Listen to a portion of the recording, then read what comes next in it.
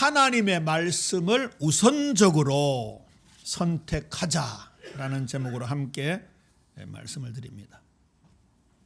오늘 본문은 메시아 예수님께서 사역하심을 선구적으로 선포했던 세례 요한의 탄생에 관한 기사입니다. 그리고 그 가정에 하나님의 긍휼과 섭리가 임하게 되죠. 늦게 아이를 가진 엘리사벳과 사가랴에게 베푼 하나님의 큰 은혜와 역사가 선명하게 기록되어 있습니다. 그리고 순종함의 말씀이 성취되어지는 경이로움이 하나님의 약속대로 아들의 이름을 정하고 또 사가랴가 다시 입이 열리고 혀가 풀리는 기적으로 이어지게 되죠. 우리 인생에는 당연한 관습, 또 전통, 그리고 사회적인 여론, 이런 것들과 하나님의 말씀이 충돌되는 순간이 있습니다. 오늘 사가랴의 가정에 그 두 충돌이 일어나는 가운데 엘리사벳과 사가랴는 하나님의 말씀을 우선적으로 선택했습니다. 쉽지 않은 선택이지요. 그런데 하나님께서는 그 가정 가문에 놀라운 축복을 주셨습니다. 이 사건을 통해서 우리가 무엇을 선택해야 할 것인가, 하나님의 말씀은 보여주고 있습니다. 먼저 이 세례 요한의 출생을 가만히 묵상해 보니까 꼭 누구의 모습과 닮아 있는가 하면 사무엘의 출생과 닮아 있습니다. 지난번에도 그 사무엘 가문과 세례 요한의 가문을 대비해서 말씀을 드렸습니다마는 사무엘의 출생도 굉장히 세밀하게 기록되어 있죠. 제가 사실은 세례 요한의 출생, 이 탄생 과정은 좀 넘어가고 곧바로 세례 요한의 회개하라 천국이 가까웠느니라는 말씀부터 예수님의 사역을 강해해 나갈까 하다가 이 말씀을 기록한 분명한 누가의 이유가 있을 것이다. 그리고 신학적으로 의미가 있을 것이다 해서 좀 신학 서적들을 찾아봤습니다. 사무엘의 경우에는 사사시대의 혼란기, 즉 영적 암흑기에 사무엘의 출생을 하나님께서 선택하셨고, 그리고 세례 요한은 400년 침묵기 과정을 깨고 하나님의 말씀이 다시 시작되어야 함을 선포하기 위해서 이 세례 요한의 출생을 세밀하게 기록했습니다. 사무엘도 사가랴도 레위 지파 아론의 반열로 제사장 가문이었지요. 즉 세례 요한도 합법적으로 제사장 가문의 사람입니다. 나중에 예수님에게 세례를 베푸는 장면이 나오죠. 일반적으로 제사장이 희생의 짐승 위에 손을 얹고 안수하며 기도하잖아요. 세례 요한이 예수님이 세상 죄를 지고 가는 하나님의 어린 양이기 때문에 예수님 머리에 안수하여 세례 베푸는 장면과 연결시켜보면 의미를 알 것입니다. 어쨌든 사무엘은 이스라엘 마지막 사사로서 하나님께 버림받은 사울 왕을 대신할 새로운 왕 다윗에게 기름을 부었고, 세례 요한은 구약의 마지막 예언자로서 이스라엘의 진정한 왕, 만왕의 왕이시며 만주의 주이신 메시아 예수 그리스도의 길을 예배하고 그에게 세례를 베풀었습니다. 이 부분이 틀림없이 상관관계가 있지 싶어서 신학 서적을 찾아봤더니 우리 개혁주의의 성경신학의 아버지라고 불리는 게르할드 스포스라는 분이 있습니다. 그분이 계시의 유기적 발전론에서 이 부분을 지지하고 있었고요. 언약신학의 대가인 클라인이라는 신학자는 사무엘은 언약의 중보자로서 다윗이라는 신정국가의 통치자를 공포했으며, 세례 요한은 이 언약적 위임의 최종적 집행자로서, 세례 요한의 세례는 예수님이 하늘 보좌의 대리 통치자임을 공식화하는 성경적인 법정 행위다라고 해석했습니다. 구약의 모든 직분, 특히 선지자, 제사장, 왕은 결국 예수 그리스도에게로 수렴되어지죠. 모아지게 됩니다. 그래서 사무엘은 마지막 사사이자 첫 번째 선지자로서, 세례 요한은 구약의 마지막 선지자로서 신약의 길을 여는 전령이라는 측면에서 두 사람의 지점이 정확하게 일치가 되지요. 자, 오늘 본문은 단순한 출산의 기쁨 그리고 얘기거리가 아니라 하나님의 말씀이 성취되어질 때 인간의 불신을 넘어서 하나님의 약속이 어떻게 이루어지는가, 그리고 그것이 어떻게 찬송으로 하나님께 영광으로 이어지는가를 주시는 굉장히 중요한 말씀입니다. 그래서 우리 성도님들 오늘 이 본문을 통해서 주님의 손이 함께하는 인생, 말씀대로 이루어지는 삶이 되어질 수 있기를 주님의 이름으로 축원합니다. 세례 요한은 예수님의 앞으로 오실 길을 예배하는 구속사의 시작을 알리는 광야에 외치는 자의 소리로 등장했지요. 그리고 사무엘의 출생과 성장, 그 다음에 다윗이 등장하죠. 세례 요한의 출생과 성장, 그리고 예수님이 등장합니다. 이런 병행 구조를 통해서 예수님이 가장 마지막 최종 메시아이고 만왕의 왕이시다라는 것을 선명하게 기록합니다. 우리 성경 통독을 하면서 히브리서를 읽었습니다마는 천사보다 뛰어나신 그리스도, 모세보다 뛰어나신 그리스도, 그런 측면으로 말씀을 받았지 않습니까? 오늘도 이 세례 요한의 탄생과 성장 과정을 자세히 기록한 것은 그 다음에 오실 예수님의 위대하심을 위한 필연적인 장치라고 할 수 있죠.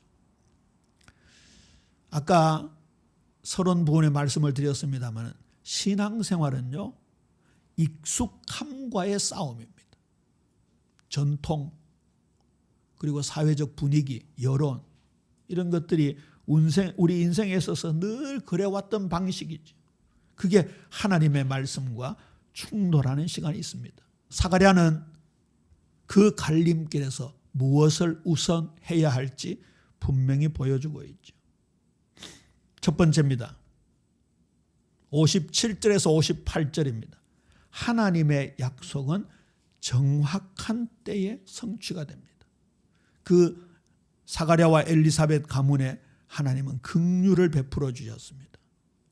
본문에 보면 이렇게 기록되어 있죠. 엘리사벳이 해산할 때가 차서 아들을 낳았다고 하고 있습니다. 인간적으로 과학적으로 불가능해 보이는 상황이었습니다.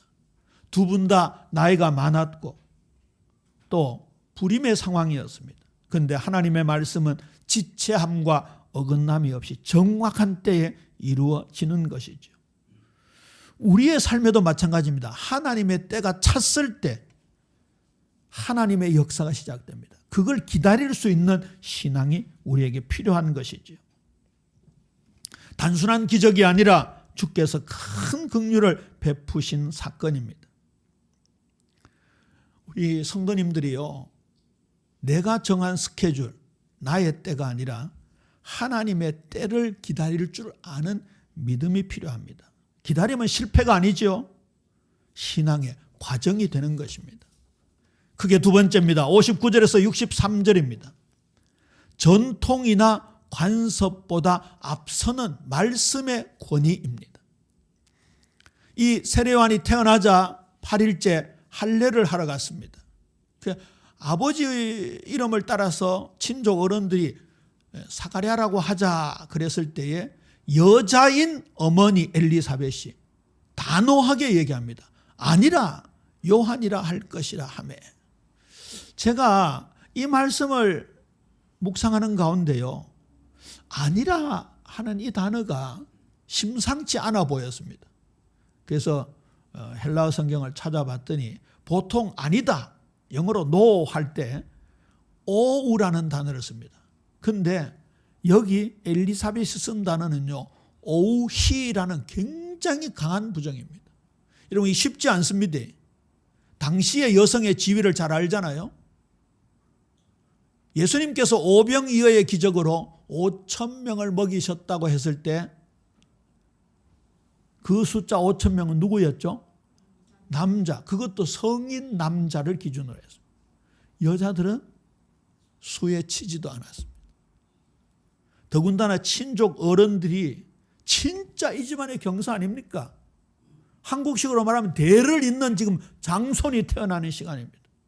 그러니까 경사 중에 경사라 온 어른들이 다 모여가지고 당시의 전통 방식 그대로 할아버지나 아버지의 이름을 따서 짓는 게 원칙입니다. 우리나라는 아버지 이름과 아들 이름을 다르게 짓지만 이 서양 문화권, 특히 히브리 문화권에서는 아버지와 할아버지 이름을 따라 잘 짓습니다. 그런데 여자인 엘리사벳이 안 됩니다, 이런 뜻입니다. 요한이라 할 것입니다. 그러니까 철저한 가부장적 권위를 가진 결정의 주체 세력들의 어른들이 내 친족 중에 이 이름으로 이름하니가 없다. 요한이라니 도대체 그 무슨 소리냐? 우리 집안에는 그런 이름을 둔 적이 없다. 그래서 이제 누구에게 묻습니까? 남편 사가랴에게 묻습니다. 그때 이제 친족들이 사가랴가 말을 못하니까 바디랭귀지로 묻겠죠. 몸짓한다는 말이 그 말 아닙니까? 막 입을 뻥긋뻥긋 하면서 네 생각은 어떠냐? 무엇으로 이름을 지으려는가? 그렇게 물었습니다. 아까 사가랴의 아내 엘리사벳의 말이 전통과 상식과 어긋나니까 사가랴에게 물었겠죠. 그런데 이 사가랴가 어떻게 합니까? 서판을 달라 합니다. 그 서판에다가 요한이라고 씁니다. 그러니까 또 다 놀랍니다. 이름을 짓는다는 것은 가문의 전통을 계승한다는 의미고, 당시 유대 사회에서 아이의 이름을 짓는 것은 가문의 정체성과 유산을 이어가는 행위입니다. 그런데 엘리사벳도 사가랴도 요한이라고 합니다. 보세요. 여기에서 두 권위가 충돌합니다. 가문의 전통과 상식, 하나님의 말씀과 명령입니다. 사가랴는 말을 못하는 그 침묵의 시간 동안 하나님을 통해 받은 신앙의 결론을 행동으로 보여주고 있습니다. 그는 더 이상 전통이나 관습, 여론에 따지지 않고 말씀을 선택했다고 말이에요. 그러니까 지금 우리가 누가복음을 강해해 가고 있는데 오늘 오전의 말씀과 딱 일치가 되어집니다. 서판, 혹시 영어 성경 있는 분 찾아보세요. 서판이 뭐로 되어 있습니까? 태블릿으로 되어 있습니다. 태블릿, a writing tablet, 글을 쓰는. 이거는요, 나무판에다가 밀랍을 발라가지고 이 끝이 뾰족한 청동이나 상아조각으로 만든 그런 철필 같은 걸로 글을 쓰는 겁니다. 우리 왜 어릴 때 그 아이들 키울 때 매직보드라고 자석 형식으로 되어가지고 글을 한번 쓰고는 싹 이렇게 뭐 하나 움직이면 글 지워지는 거 있죠? 그게 일종의 서판이라고 할 수 있어요. 그렇게 이제 당시에는 종이 같은 게 없고 하니까 그런 이제 서판을 만들어가지고 이렇게 밀랍을 붙여가지고 긁고 또 다시 평평하게 해서 쓰는 그걸 서판이라는, 이게 태블릿입니다. 태블릿. 요즘 우리 젊은 친구들 태블릿을 쓰잖아요. 또 우리 스마트폰에 전부 글을 쓰죠. 이것도 일종의 태블릿입니다. 서판입니다. 우리 노트와 우리 휴대폰과 태블릿에 무엇을 기록하고 있습니까? 특별히 마음의 서판에 무엇을 기록하고 있습니까? 바울은 우리의 마음을 육의 신비, 육의 마음판이라고 얘기하고 있습니다. 사가랴가 그 서판에 자기 생각을 적는 도구로 사용한 것이 아니라 하나님의 뜻을 옮겨 적는 신앙의 고백의 행위였습니다. 2000년 전 사가랴가 손에 들었던 서판은 침묵의 시간을 깨고 하나님의 말씀에 순종하겠다는 확신의 고백이었습니다. 우리 2026년도의 숙제가 뭐지요? 대학 노트에 말씀을 기록하고 암송하는 겁니다. 자, 서판에 기록하고 마음의 서판에 말씀을 기록하는 겁니다. 그렇죠? 그리고 그 말씀을 청종하는 거지. 우리는 자신의 생각과 계획과 세상에 가득한 정보로 우리의 마음판에, 우리의 머리에 새기는 것이 아니라 정말 하나님의 뜻을 내 삶의 서판에 그대로 옮겨 적을 때, 그때 기적의 역사가 일어나는 거지. 많은 말을 우리가 듣고 있습니다. 여러분, 이게 듣는 게요, 다 저장됩니다. 하나님이 마침 망각의 기능을 주셔서 우리 뇌가 안 터지고 살아가고 있지.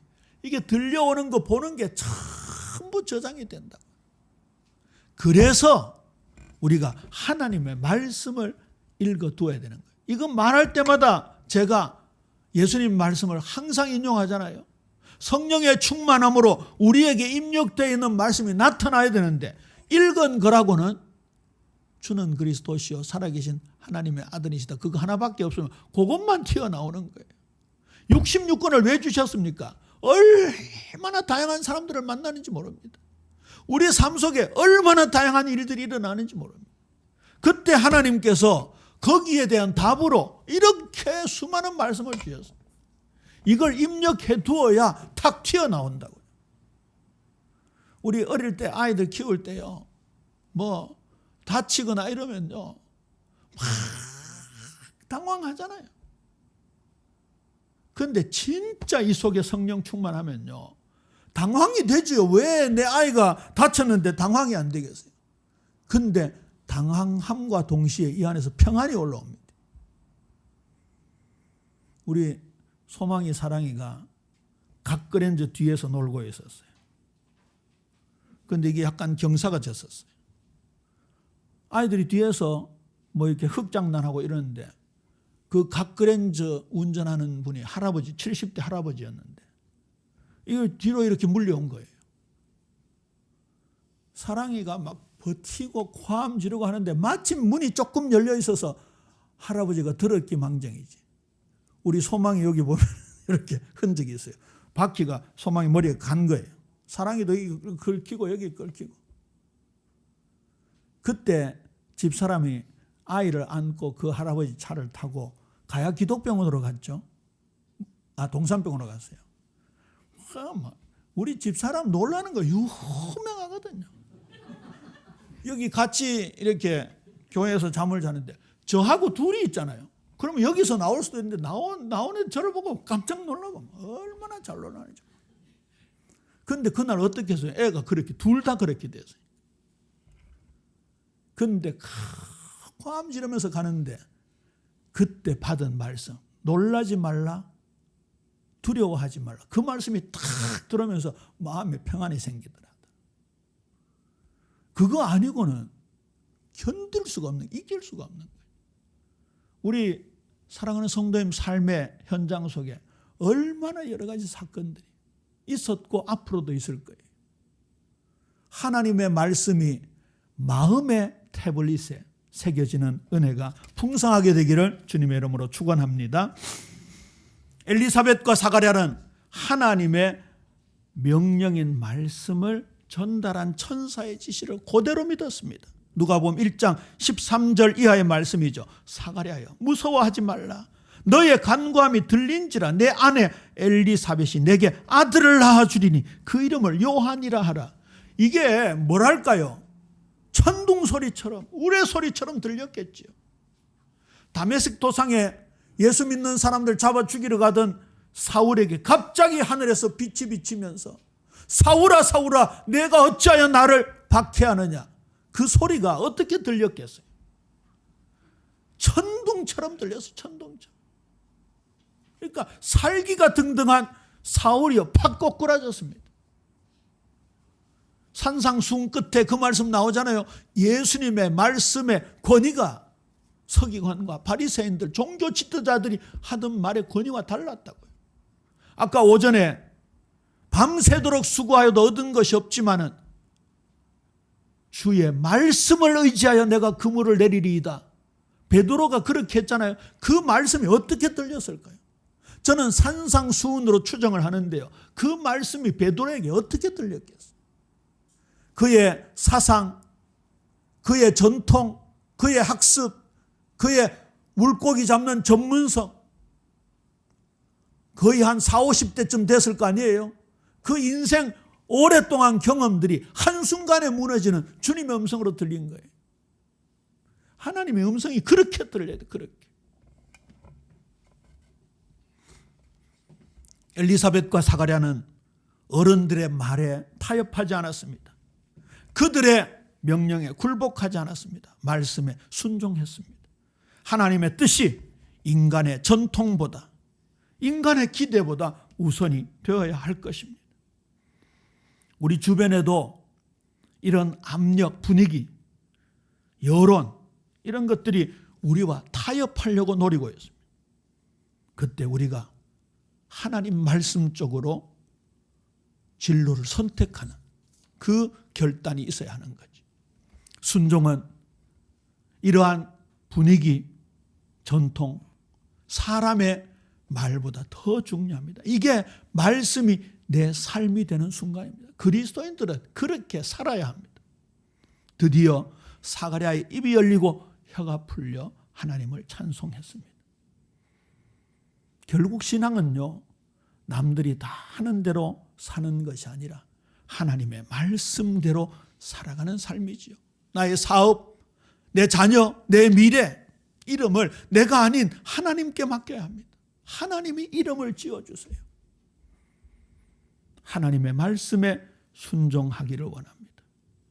이 성경 전체 맥락에서 보면 이 상황은 사가랴가 천사의 예언, 즉 하나님의 말씀을 믿지 않아 벙어리가 되었는데 그 하나님의 징계가 풀리는 마지막 관문이 된 거지. 결국 그 순간 친족들이 보였던 의구심도 해결되었고 그 소문이 온 유대 산골짜기까지 다 흘러들어갔다고 말씀합니다. 64절에서 66절입니다. 순종이 가져오는 찬양의 회복입니다. 혀가 풀리는 순간 하나님을 원망하기에 앞서 하나님을 찬양했습니다. 말씀에 순종하는 순간 입이 열렸습니다. 근처의 사람들이 다 두려워했습니다. 소문이 유대 산골까지 두루 퍼졌습니다. 그리고 그 소문을 들은 사람들이 이렇게 얘기합니다. 이 아이가 장차 어찌 될까? 이는 주의 손이 그와 함께 하심을 깨닫고 한 말입니다. 불신으로 닫혔던 입이요, 순종으로 열린 겁니다. 저와 여러분이 불신하면요, 하나님과의 관계가 닫힐 수밖에 없어요. 걱정, 염려하면요, 우리의 입이 열릴 수가 없습니다. 열리더라도 엉뚱한 말을 하게 됩니다. 원망하거나 걱정이 앞서거나 염려하거나 불신적인 말을 쏟아낼 수밖에 없습니다. 하나님께서 이 말씀에 순종하라고 2025년을 주셨고 2026년을 저와 여러분에게 주신 줄로 믿습니까? 그 말씀 앞에 우리가 순종하는 자세로 나아가며 이 성경 말씀을 대할 것입니다.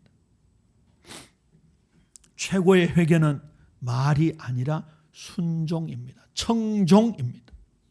오전에 말씀드렸죠. 샤마라는 이 히브리어 단어는요, 분명히 듣고 순종하는 것입니다. 히브리 사고에는 듣고도 순종하지 않는 것은 아예 듣지 않는 것이다.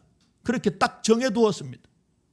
출애굽기 19장 5절에도 너희가 내 말을 잘 듣고 내 언약을 지키면 너희는 모든 민족 중에서 내 소유가 되겠고 나는 너희 하나님이 되겠고 너희는 내 백성이 되리라. 끝까지 듣고 삶으로 받아들이는 순종을 할 때 그 말입니다. 샤마라고 하니까 쉐마 이스라엘이 생각나죠? 똑같은 단어입니다. 이스라엘아, 이 말씀 앞에 내 삶을 내가 놓으라, 그런 뜻입니다. 마음을 다해 사랑하라, 자녀에게 가르치라, 삶의 모든 영역에 새기라, 그런 뜻입니다. 결국 청종은 말씀을 아는 것이 아니라 말씀이 나의 삶이 되는 것입니다. 2026년은 청종의 해다, 이렇게 한번 적어놔보세요. 청종의 해다. 성경에서 무엇을 듣는다는 것은 정보를 얻는 것이나 지식을 쌓는 게 아니지요. 삶을 내어놓는 것을 말합니다. 이번 주 우리는 이 말씀을 어떻게 샤마할 것인가, 듣고 순종할 것인가. 불신으로 닫혔던 우리 인생의 문은 하나님의 말씀에 아멘이라고 하는 순간 열리기 시작하고 비로소 원망이 찬송으로 바뀌게 되는 거죠. 그리고 이 본문은 틀림없이 증인으로 설 것을 말씀하고 있습니다. 순종의 결과가 찬양의 회복이고 많은 사람들이 하나님을 경외하기 시작했고 그 사실이 온 유대에 두루 퍼짐으로 증거가 되었습니다. 순종의 열매는 개인을 넘어 공동체의 신앙으로 확장이 되지. 보세요. 사가랴가 갑자기 실어증에 걸렸습니다. 그리고 가문과 상관없는 이름을 짓도록 하나님께서 그들을 인도하셨습니다. 그 속에서 사가랴와 엘리사벳은 이게 인간의 계획이 아니고 하나님의 계획이구나. 처음 서론으로 돌아가자고요. 세례 요한의 출생은 보통 사건이 아니죠. 구속사의 엄청난 사건입니다. 옛날 성경에 보면 주의 첩경을 평탄케 하라, 이런 말씀이 나옵니다. 그 첩경이 우리 순우리말로 지름길입니다. 세례 요한은 주의 첩경을 평탄케 한 인물로 등장합니다. 우리가 속해 있는 공동체가 있지요.